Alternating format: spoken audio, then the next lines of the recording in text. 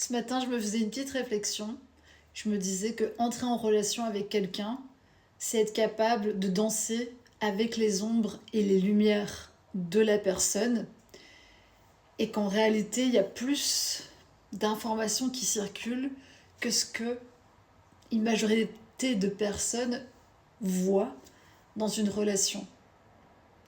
Quand on rencontre quelqu'un, évidemment, au départ, on va observer ses qualités, ce qui nous plaît, ce qui nous attire, les choses qui, dans notre conscient, dans notre appétence, dans notre désir, nous semblent être les raisons pour lesquelles cette personne et nous, ça peut coller ou il peut y avoir une relation amicale ou amoureuse. Vraiment, j'aime bien ouvrir le champ. La chose importante à comprendre, c'est qu'il y a deux formes de problèmes de rythmique différentes qui peuvent se passer pour moi et qu'on sous-estime dans toute relation. Oui, il y a déjà le potentiel lumineux, visible, la masse de puissance de chacun, de chacune qui a besoin d'être honorée. Parce que c'est comme dans une danse, s'il y en a un qui veut toujours freiner le tempo, mettons toi tu fais... Et l'autre il veut faire... Vous n'êtes pas synchro au niveau de l'énergie, vous ne vous donnez pas dans la même intensité, et déjà ça peut poser un problème. Donc typiquement, ça peut se mesurer sur le fait qu'il y a un écart euh, que vous allez percevoir. Il y en a un qui fait beaucoup plus quelque chose que l'autre. Il y en a un qui est toujours celui qui met beaucoup d'énergie sur certains sujets. Et l'autre, il fait ça, comme ça, tu vois, il suit. Il fait le suiveur. Mais il n'est pas actif. Or, même quand tu leads, c'est une danse et il faut que l'autre y réponde à ton mouvement avec exactement la même intention, la même intensité. C'est une danse en fait entre deux énergies. Et donc je pense qu'on se méprend beaucoup déjà sur c'est quoi être leader. C'est initier un mouvement. C'est pas faire tout seul. C'est pas ça être leader. Être leader, ça veut dire être capable d'avoir une signature énergétique qui est cohérente et de savoir où on va et d'entraîner une autre personne à coïncider avec nous ou beaucoup de personnes dans une organisation pour qu'on aille tous ensemble vers le même objectif. Il y a évidemment déjà des dissonances parce que parfois tu fais ça et en fait l'autre il fait ça, il est en train de reculer, il fait pas le même mouvement que toi et peut-être tu le perçois pas. Ça c'est déjà une des choses pour moi qui est évidente. La deuxième chose qui me sautait aux yeux ce matin, c'est que souvent, au-delà du fait que peut-être on ne peut pas être dans son plein potentiel lumineux parce que l'autre, voilà, nous tire vers le bas, en tout cas c'est l'impression qu'on peut avoir, ou refuse d'avancer dans certains sujets, ou ne nous écoute pas, ou n'est pas prêt à nous authentifier tu vois, dans ce qu'on est, dans, oui, dans la totalité de notre potentiel. Autant il y a d'autres danses. C'est est-ce que la personne sait danser avec l'ombre? Est-ce que nos ombres dansent ensemble?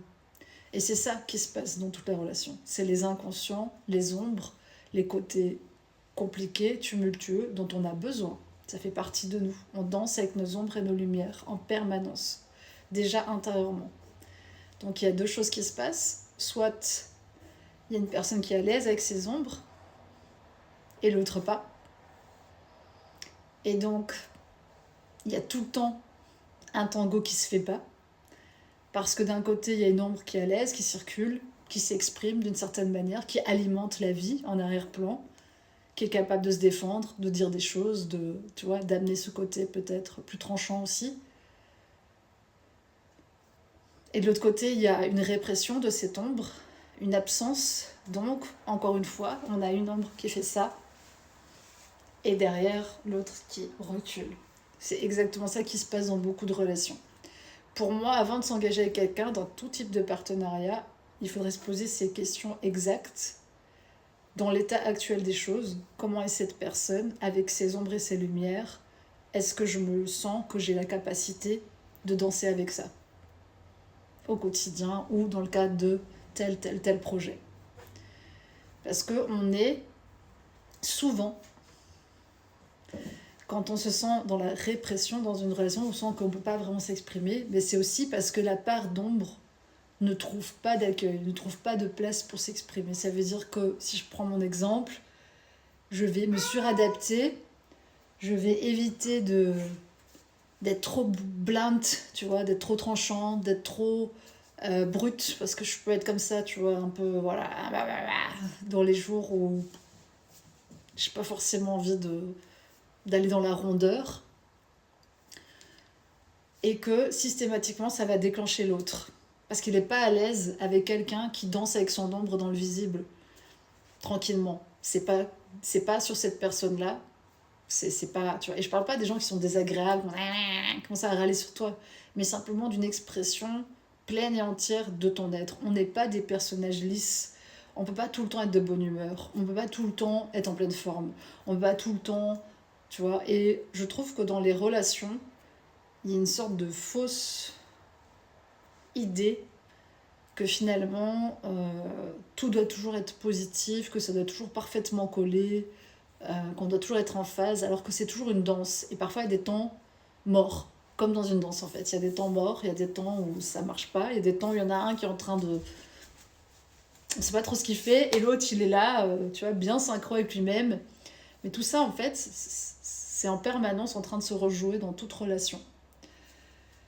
Et l'autre, le partenaire, parfois, ou lui aussi, il va se mettre, se dire non, je ne peux pas montrer ça, je ne peux pas exprimer ça, ou il ne sait pas comment l'exprimer, et donc voilà, il remet du pouvoir sur son ombre, qui devient son propre ennemi, tu vois, qui se retourne contre lui, qui se retourne contre l'autre lorsqu'il y a confrontation.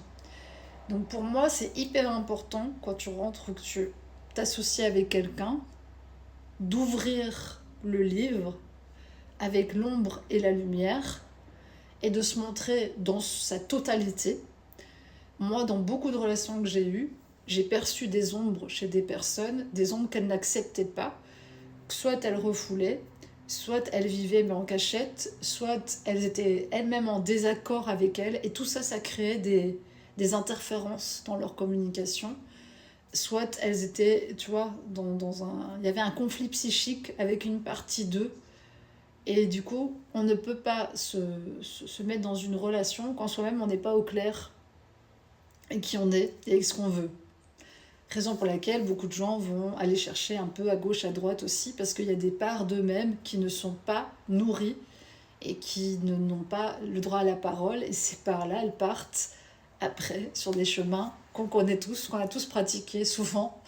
Enfin souvent, je dis pas que tu l'as fait souvent, mais qu'on a pratiqué au moins une fois dans sa vie, et on sait que c'est pas forcément là non plus qu'on trouve la réponse. Donc pour moi, c'est se réintégrer soi dans sa puissance, et surtout quand on authentifie sa force, c'est authentifier sa force de destruction aussi, la force de son ombre, bien la connaître et la prendre soi en charge. Mais ça ne veut pas dire que on doit être parfait, que dans la relation, tu vas jamais dire un mot plus haut que l'autre et que tu n'y aura jamais de contradiction, parce que ça c'est impossible et ce serait une répression de soi horrible. Il faut pouvoir trouver ce terrain d'entente et en fait être à l'aise avec ses côtés tempétueux, tumultueux, voilà, les côtés que peut-être, selon les personnes, vont réprimer certaines parties d'eux. Hein. C'est pas forcément des côtés... Il y a des gens qui répriment le côté gentil, enfin, tu vois, ça devient une ombre pour eux. Mais tout ce qui est caché, tout ce qui n'est pas dit, tout ce qui n'est pas bien assumé, tout ce qui est en arrière-plan, et qui finalement prend beaucoup de place dans une relation, beaucoup plus que ce qu'on pense, c'est ça souvent qui amène ce déséquilibre, et le fait que cette danse, bah, tu sens que c'est chaotique, ça n'arrive pas à trouver sa place. Parce que la puissance de l'ombre et de la lumière de la personne, c'est exactement la même. Souvent, le potentiel, bah, c'est le négatif et le positif au même niveau. Donc, tant qu'on ne va pas intégrer ça, et que la profondeur d'une personne dans sa charge positive, elle indique forcément qu'il y a une profondeur aussi dans un trauma, dans une ombre, dans quelque chose de complexe pour la personne à gérer. Pour moi, dans les grands enjeux qui vont venir chercher dans la relation, particulièrement en ce moment d'ailleurs, parce qu'on est dans un grand changement, qui vont venir nous chercher dans nos ombres et révéler nos désirs véritables, en fait, il y a l'espace des relations croisées, de la fidélité ou infidélité. Il y a ce que les gens s'en racontent et puis il y a réellement ce qu'ils pensent peut-être vouloir vivre ou ce qu'ils espéreraient vivre. Et il y a l'espace économique, le financier, avec toutes les craintes et l'insécurité aussi que ça peut éveiller chez l'un et chez l'autre. C'est déjà 2 grands thèmes sur lesquels une majorité de relations de couple vont avoir des disputes. Les autres, les ex, l'infidélité et l'argent, les finances, comment on va gérer, qui paye quoi, qui a fait quoi. Déjà ces 2 thèmes-là, entre les mémoires collectives, les vieilles croyances, l'inconscient de chacun, parce que parfois on va et on pense vouloir aller vers un modèle de relation, alors qu'il y a d'autres parts en nous qui aspirent peut-être à autre chose. Donc c'est toujours une question de clarté personnelle, de choix personnel, d'alignement personnel, et d'être clair et d'entrer en relation avec la totalité de son être, si en tout cas on espère faire une vraie rencontre. Et de mettre les choses sur la table. Pour moi, il n'y a pas un modèle. On entend beaucoup de coachs là sur le couple qui, moi, je peux plus. Américains, français, je vous mets dans le même panier, avec des discours sur ce qui serait écouté. C'est simple, moi je vais vous résumer l'histoire. C'est un choix qui est éminemment personnel. Personnel. Il n'y a pas un bon choix ou un bon modèle de couple, qu'il soit au niveau de la fidélité ou du financier. C'est un choix éclairé de conscience, d'expérience, de moments aussi dans sa vie. On peut vivre à une certaine partie de sa vie une relation monogame dans laquelle on est hyper épanoui, plus tard avoir une relation ouverte, plus tard avoir des aventures, plus tard se remettre en relation monogame. Il n'y a pas de règles, de modèle qui t'assurerait d'être pleinement heureux, satisfait, épanoui. Il y a ce que toi tu as envie de vivre à ce moment-là, ce que tu as envie d'expérimenter dans la plus grande totalité de ce que tu es. Et parfois on a besoin de passer par différentes phases de nous-mêmes pour après pouvoir entrer puissamment en relation avec l'autre dans toutes nos polarités. Et en fait c'est ok. Par contre ce qui n'est pas ok, c'est que souvent il y a une répression et une mise à l'écart de certaines choses et du mensonge, du déni, de la culpabilité, des émotions lourdes, de la trahison, parce que les choses ne sont pas clairement établies dès le départ et qu'il y a un rapport de force ou de pouvoir aussi qui va s'établir et qui fait que c'est une fausse danse. Toi, tu crois danser avec ça et en fait, tu es en train de danser avec ça, tu vois. Donc, tu comprends pas pourquoi ça... C'est bizarre, ça marche pas, mais parce que toi, on t'a présenté ça. Et au final, c'est ça la réalité. Et c'est un peu le cas pour nous tous, parce qu'on est beaucoup plus complexe, beaucoup plus profond, beaucoup plus subtil, on a beaucoup plus de couches en nous qu'un truc un peu monolithique dans lequel une décision est prise une fois pour toutes et qui nous conviendra toute notre vie. C'est faux. Et on peut s'essayer à plusieurs modèles. Financièrement, c'est pareil. L'important, c'est de se sécuriser soi, chacun, chacune, et de choisir un modèle avec lequel on est ok pour le moment. Mais pour moi, il faut qu'il y ait un choix qui soit libre et éclairé. Ça veut dire que si on est la partie prenante qui peut-être gagne moins ou se met dans le rôle plus d'apporter autre chose à ce moment-là, du temps, de l'énergie, de la participation à un projet, peu importe sur la forme que ça prend, il faut que cette valeur soit reconnue par l'autre, soit honorée, et que c'est pas à la première dispute où l'autre te dit oui mais moi j'ai tout payé, oui mais c'était un accord, tu vois. Donc c'est là où je dis que c'est assez sensible. C'est des thèmes qui viennent nous chercher dans nos ombres et aussi dans peut-être ce qu'on pensait vouloir et que quand on le vit on se dit non en fait c'est pas pour moi finalement, je sais pas si j'ai pas de ça dans ce modèle là. Donc forcément que c'est de l'expérimentation de vie. C'est pas une théorie, le couple c'est pas une théorie, le couple c'est, ou n'importe quelle relation, même une relation d'affaires ou d'amitié, c'est une pratique. Et plus on est transparent, plus on est clair, plus pour moi on émane puissamment tout ce qu'on est dans tous nos aspects en amenant ça, plus ça va être facile. Et aussi que chacun, chacune honore et voit l'autre dans tout son potentiel, pas que dans son potentiel qu'il a envie de voir ou qu'on a envie de voir. Et c'est pas ce qu'on nous a appris à faire. C'est vrai qu'on se base beaucoup sur les apparences, on se base aussi parfois sur nos premières impressions, sur ce que nous on projette sur l'autre finalement, dans nos espoirs, tu vois, que la personne va peut-être combler des manques qui sont en arrière-plan ou venir nous offrir une sécurité ou un amour, enfin peu importe. En tous les cas, pour moi, l'important c'est d'être hyper clair et de simplement prendre ce temps de déjà soi très très bien se connaître, s'honorer et s'accepter dans son choix du moment, mais aussi dans sa multiplicité et dans le fait que parfois on croit un peu de bonne foi qu'une certaine chose ça va nous convenir, et puis en attendant de temps on se dit non, finalement c'est pas du tout ça que je veux, et voilà, c'est ok en fait, on est humain, on a le droit de se tromper à ce niveau-là, hein. Essayez de pas vous tromper sans, tu vois, soyons ouverts, on est en 2025, donc je pense que les personnes qui veulent des relations ouvertes, c'est quand même nécessaire de pouvoir en parler et de pouvoir respecter son partenaire à la hauteur de qui il ou elle est, et de parler de ces sujets-là. Parce qu'il y a quand même souvent un vieux modèle de personnes qui souhaitent une fidélité d'un côté, pendant que de l'autre côté, c'est pas du tout ça.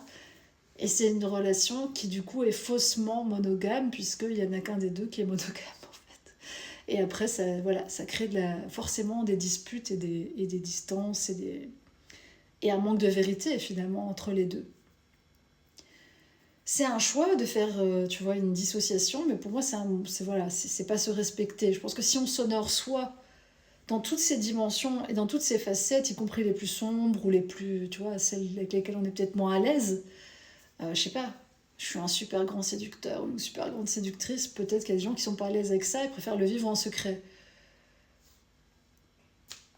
Si t'es à l'aise avec ça et que l'autre, quand il te rend compte, bah, il sait que toi, potentiellement, voilà, t'es plutôt comme ça et que tes limites sont plus floues à ce niveau-là et que t'entretiens un certain nombre de relations, bah, soit la personne t'accepte comme tu es, soit ça s'arrête là, tu vois ce que je veux dire.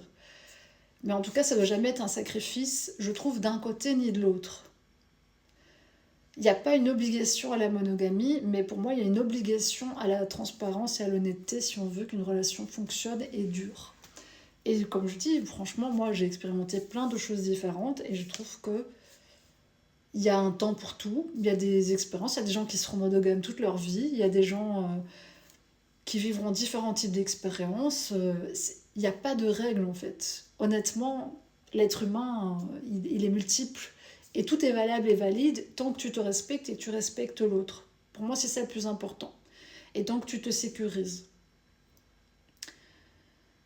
Donc plutôt que d'en vouloir à l'autre, parfois, parce qu'il est qui il est, je pense qu'il faut essayer d'amener des conversations ouvertes adultes où on accueille les parts de l'autre qui peut-être sont dissonantes, discordantes, sans faire le travail à sa place, mais en tout cas en leur redonnant une voix dans la relation et en voyant si avec ces parts-là, que l'autre peut être dissocié ailleurs, on pourrait s'entendre.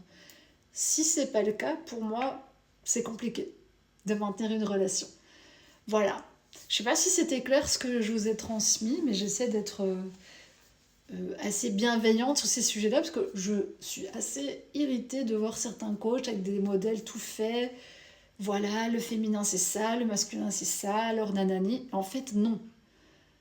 Il y a des femmes qui sont plus épanouies que jamais juste avec leur travail. Il y a des hommes qui veulent être pères au foyer.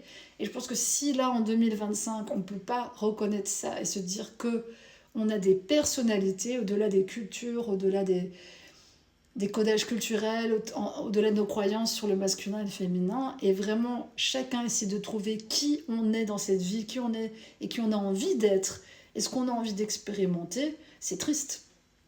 Donc il n'y a pas un modèle, il y a un modèle et une relation dans laquelle tu rentres dans toute ta puissance et dans toute ton identité, et là ça a le plus de chances de bien fonctionner.